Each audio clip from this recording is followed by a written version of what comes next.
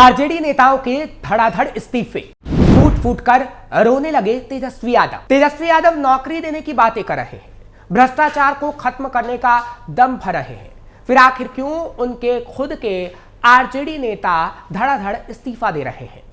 मंच एनडीए का सस्ता है और उसी मंच पर आरजेडी के नेता एनडीए के पक्ष में वोट मांगते हैं। बिहार में आजकल कुछ ऐसा ही चल रहा है।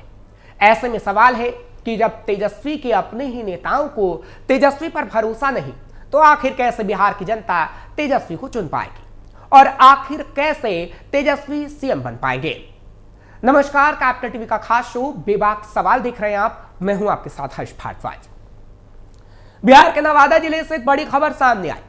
तेजस्वी यादव की पार्टी यानी आरजेडी के 100 नेता और कार्यकर्ता एनडीए में शामिल हो गए। उन्होंने अचानक आरजेडी छोड़कर एनडीए प्रत्याशी में अपना विश्वास जताया। इन लोगों ने कहा कि आरजेडी से उन्हें अब कोई लगाव नहीं है।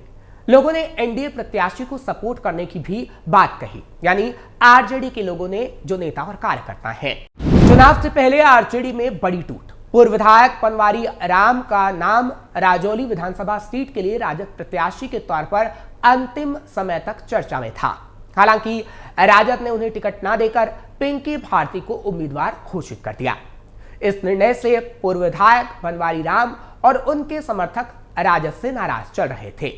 नाराजगी के बाद पनवारी राम और उनके समाज के लोगों ने एनडीए प्रत्याशी विमल राजवंशी को अपने समाज का बेटा मानते हुए उनका सहयोग करने का फैसला किया और आरजेडी से इस्तीफा दे दिया। पूर्व विधायक पनवारी राम ने कहा है कि राजद के जिस जिला नेता ने नामांकन के अंतिम दिन रात में उनका टिकट काटा था, उसके जवाब में वो राजौली से एनडीए उम्मीदवार विमल राजवंशी को जिताकर उसे 5 साल तक रुलाएंगे। राजद के प्रखंड अध्यक्ष कारू राम ने भी राजद छोड़ने का कारण बताते हुए कहा कि उन्हें पार्टी में कोई मान सम्मान नहीं मिला है।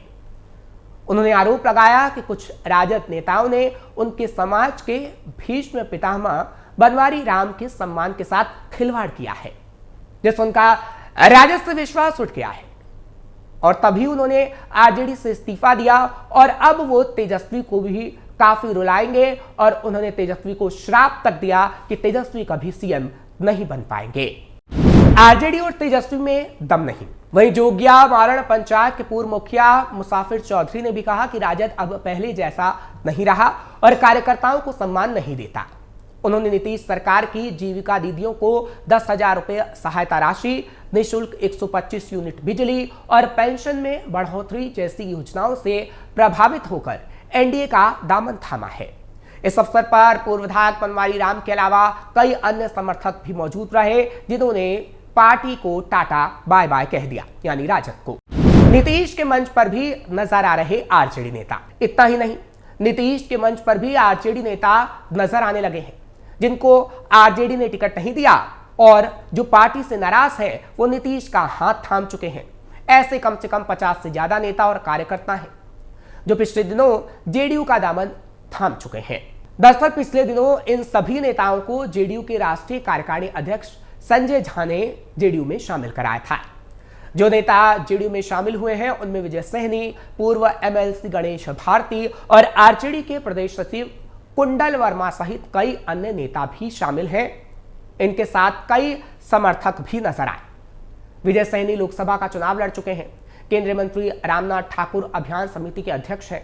उमेश कुशवाहा को संयोजक बनाया गया है और इनके साथ जितने भी समर्थक हैं वो भी आरजेडी को अब नुकसान पहुंचाने की तैयारी कर चुके हैं और एनडीए को जिताने का दम भर रहे हैं। और अब जब नीतीश कोई भी रैली कर रहे हैं तो आरजेडी को छोड़कर आए नेता उनके मंच पर नजर आने लगे हैं। दरअसल इस वक्त नीतीश अपनी सभाओं में लालू यादव और आरजेडी पर जमकर निशाना साध रहे हैं। बिहार के मुख्यमंत्री नीतीश कुमार ने सीवान से अपनी चुनावी सभा की शुरुआत की थी। सीवान के बढ़ैया विधानसभा क्षेत्र में चुनावी सभा को संबोधित करने पहुंचे थे। उसके बाद कई और जगह भी सभा करने वो पहुंच रहे हैं। उन्होंने मंच से लालू राबड़ी के शासनकाल की याद दिलाते हुए कहा कि पहले अपराध चरम पर था, विकास नाम की कोई चीज नहीं थी। शाम के बाद लोग घर से बाहर नहीं निकलते थे। नीतीश कुमार बार बार ये कह रहे हैं कि हम जब आते थे तो लोगों के घर जाकर मिलते थे, कहीं कोई विकास नहीं था, वो सब कुछ नहीं किया था, सिर्फ परिवारवाद था, लूट मची थी, अपराध का बोलबाला था। इसके आगे नीतीश कुमार कहते नजर आते हैं कि जब हम 2005 से आए तो सभी के लिए काम किया, कानून राज स्थापित हुआ। सीएम नीतीश कहते हैं कि हम लोगों ने हर क्षेत्र में काम किया, आगे भी काम करेंगे। वो कहते हैं कि प्रधानमंत्री से पूरा सहयोग मिला है, फिर एक बार एनडीए सरकार को आप प्राथमिकता दीजिएगा, हम फिर काम करेंगे, क्योंकि काम किया है तभी तो आरजेडी के सभी नेता हमारी पार्टी में आ रहे हैं और मंच पर नजर आते हैं। आरजेडी के अति पिछड़ा वर्ग के 50 नेताओं ने भी छोड़ी पार्टी। वहीं इससे पहले आरजेडी के अति पिछड़ा वर्ग प्रकोष्ठ से जुड़े करीब 50 नेताओं ने टिकट बंटवारे में उपेक्षा और पक्षपात का आरोप लगाते हुए सामूहिक इस्तीफा दे दिया। तो दूसरी ओर कुढ़नी सीट से पूर्व विधायक अनिल सहनी ने भी आरजेडी छोड़कर बीजेपी में शामिल होना सही समझा। आरजेडी के नेता सीट शेयरिंग को लेकर नाखुश नजर आ रहे हैं, जिस वजह से वो तेजस्वी यादव और पार्टी पर आरोप लगाते भी नजर आ रहे हैं। अति पिछड़ा वर्ग प्रकोष्ठ से जुड़े करीब 50 नेताओं ने पिछले दिनों टिकट बंटवारे में उपेक्षा और पक्षपात का आरोप लगाते हुए सामूहिक तौर पर इस्तीफा दे दिया था। इस्तीफा देने वालों में प्रदेश महासचिव भोला सैनी, प्रदेश उपाध्यक्ष डॉक्टर कुमार गौरव, प्रधान महासचिव गोपाल लाल देव, जिला महासचिव श्याम सुंदर कामत और प्रदेश सचिव सुशील सहनी सहित कई प्रमुख पदाधिकारी शामिल रहे। चुनाव के समय आरजेडी को इतना बड़ा झटका कहीं ना कहीं परेशानी में तो डालेगा। पूर्व राज्यसभा सांसद भी आरजेडी से दे चुके हैं इस्तीफा। इस बीच बड़े नेता भी अब पार्टी से दूरियां बनाते नजर आ रहे हैं। कुढ़नी सीट से पूर्व विधायक और पूर्व राज्यसभा सांसद अनिल सहनी ने लालू और तेजस्वी की पार्टी छोड़ दी, जबकि वो स्टार प्रचारक थे, वो बीजेपी में शामिल हो गए। सहनी ने आरजेडी के शीर्ष नेतृत्व पर अति पिछड़ा के अपमान का आरोप लगाया और इसीलिए इस्तीफा दिया। पूर्व विधायक आशा देवी ने भी छोड़ी पार्टी। बता दें कि अनिल सहनी के अलावा एक और पूर्व विधायक आशा देवी ने आरजेडी से इस्तीफा दे दिया। आशा देवी भी बीजेपी में शामिल हुई है। इस दौरान पार्टी के प्रदेश चुनाव प्रभारी सह केंद्रीय मंत्री धर्मेंद्र प्रधान समेत अन्य वरिष्ठ नेता भी मौजूद रहे।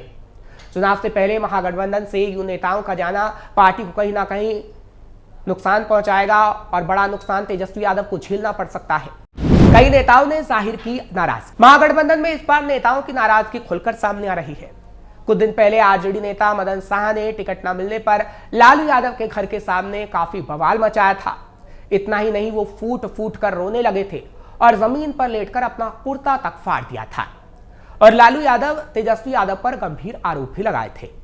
मदन शाह के अलावा गया की बाराचट्टी विधानसभा सीट से टिकट की दावेदारी कर रही उषा देवी टिकट कटने के बाद रोती हुई नजर आई थी। टिकट नहीं मिलने से आहत उषा देवी सीधे राबड़ी आवास पर पहुंची थी, फफक फफक कर रोने लगी थी, जब उनका तेजी से वीडियो भी वायरल हुआ था।